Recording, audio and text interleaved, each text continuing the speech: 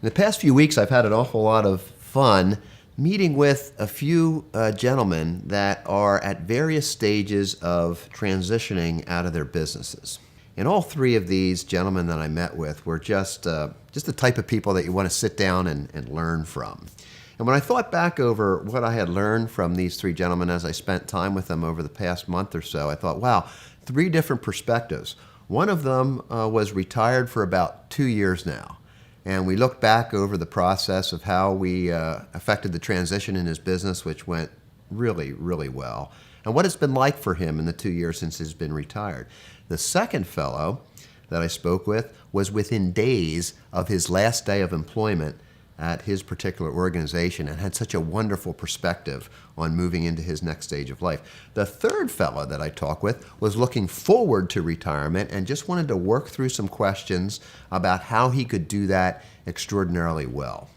As I thought back over these three different perspectives that these three gentlemen brought to the conversation, I thought, you know what?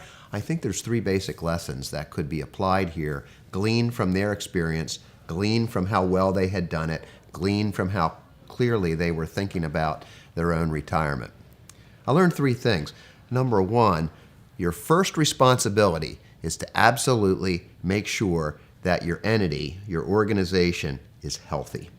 You're not ready to transition, use the R word, retire, until you're sure that there's health in that organization. Mission health, financial health, leadership health. Leave it in the best possible situation. In fact, make sure that they really don't miss you.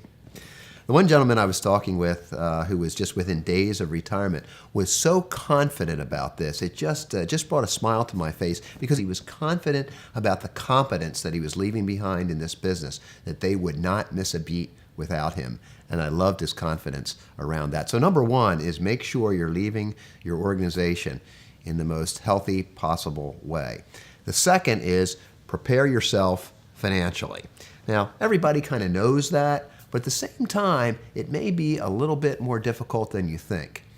Seek appropriate guidance, seek appropriate financial planning, and make sure that your sources of income are such that you will not have anxiety about leaving the business and that you will be able to leave with your head held high, moving forward to the next season of life that you would like to move into, and you'll be well financed to do so. And the third, and I think most difficult, and I learned this, I think, from the fellow that I talked to that had been retired about 2 years now, is make sure you're emotionally prepared.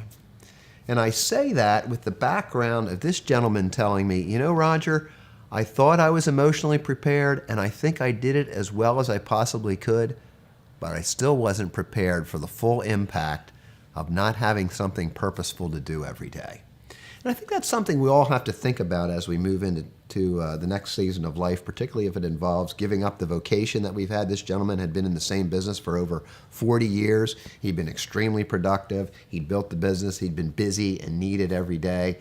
And he reflected on how the last 2 years had been something of a journey for him, just trying to figure out how to be productive and purposeful every day, and to not come easy to him. So I think there's two sub-lessons there to be emotionally prepared. Work on it, think about it, seek appropriate help, talk through it with your spouse, talk through it with other people who might be able to help you, but also recognize you're probably not going to find the full impact of that until you actually do it.